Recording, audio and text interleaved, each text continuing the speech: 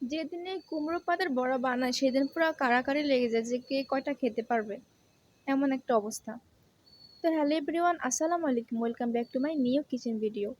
চলে এসেছি আপনাদের মাঝে নতুন একটি ভিডিও নিয়ে, কুমড়ো ফুলের বড়া রেসিপি। আমি এটা কখনো ট্রাই করিনি, সবাই ট্রাই করছে, আমি ট্রাই করিনি, তাই ভাবলাম আমি ট্রাই করি এবং আপনাদের মাঝে শেয়ার করি।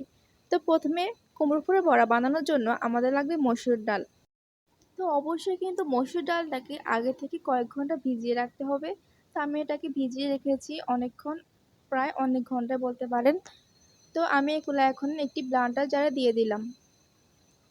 তো আপনারা আপনাদের পরিমাণ মতন এখানে মসুর ডাল নিয়ে নেবেন। এখন দিয়ে দিয়েছি 4টার মতো কাঁচামরিচ।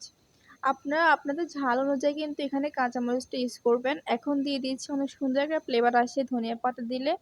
তো আমি এখানে ধনিয়া পাতা দিয়ে দিলাম এবং একটা পেঁয়াজ দিলাম মাঝখানে। দিয়ে দিয়েছি স্বাদ অনুযায়ী লবণ। এখন দেব 1.5 টেবিল চামচ পরিমাণ হলুদের গুঁড়ো। এখন ঢাকনা লাগিয়ে দেব এবং সবকিছু খুব ভালো মতো মিহি করে ব্লেন্ড করে নেব। এই তো দেখতে পাচ্ছেন সবকিছু সুন্দরভাবে মিহি করে ব্লেন্ড করে নিয়েছি। এ পর্যায়ে চলে যাচ্ছি মূল রেসিপিতে। এখন প্রথমত তো আমাদের লাগবে অবশ্যই কুমড়ো পাতা।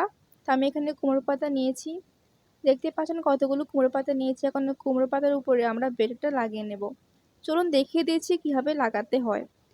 প্রথমত একটা প্লেটে আমি একটা কুমড়ো পাতা দিয়ে দিচ্ছি। তে পর্যায়ে মসুর ডালের বেটার কিছুটা এখানে নিয়েছি। এখন পুরো পাতাতে এটা ছড়িয়ে দিতে হবে হাতের সাহায্যে। অত বেশি কমও দিবেন না, অত বেশি বেশিও দিবেন না।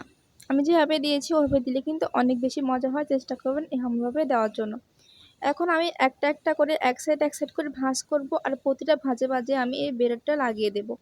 তো দেখতে পাচ্ছেন আমি কিভাবে ভাঁজ করছি, আর প্রত্যেকটা ভাঁজে ভাঁজে আমি মসুরের ডালের বেরেটটা লাগিয়ে দিচ্ছি। এভাবে ভাঁজ করে করে প্রতিটা পাতা আমি এভাবে বানিয়ে নেব।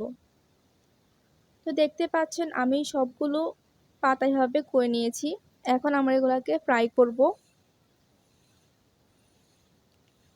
তে পর্যায়ে আমি প্যানের মধ্যে তেল বসিয়ে দিয়েছি। এটা কিন্তু খুব বেশি তেলে ভাজতে হবে না, সামান্য তেল দিয়ে ভাজলে হবে। সামান্য তেলে কিন্তু এটা খুব বেশি মচমচা হয়, বেশি তেল দিলে কিন্তু একদমই মচমচা হবে না।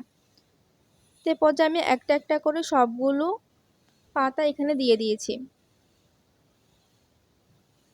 এখন নিচের সাইডটা খুব ভালো মতো এটাকে মচমচে করে ভাজতে হবে। তো এক সাইড হয়ে গেলে আমি অপর সাইডটা উল্টিয়ে পাল্টিয়ে দিচ্ছি। তো এখন আবারও কিছুক্ষণ ওয়েট করব নিচের লেয়ারটা হয়ে আসা পর্যন্ত। দেখতে পাচ্ছেন কালারটা পুরাই চেঞ্জ হয়ে গেছে। তো এখন আমরা আমাদের বড়া ভাজা কিন্তু একদমই শেষ। আমি এগুলো একটা একটা প্লেটে করে উঠিয়ে নিচ্ছি। এই তো দেখতে পাচ্ছেন কুমড়ো ফুলের বড়া একদমই রেডি হয়ে গেছে।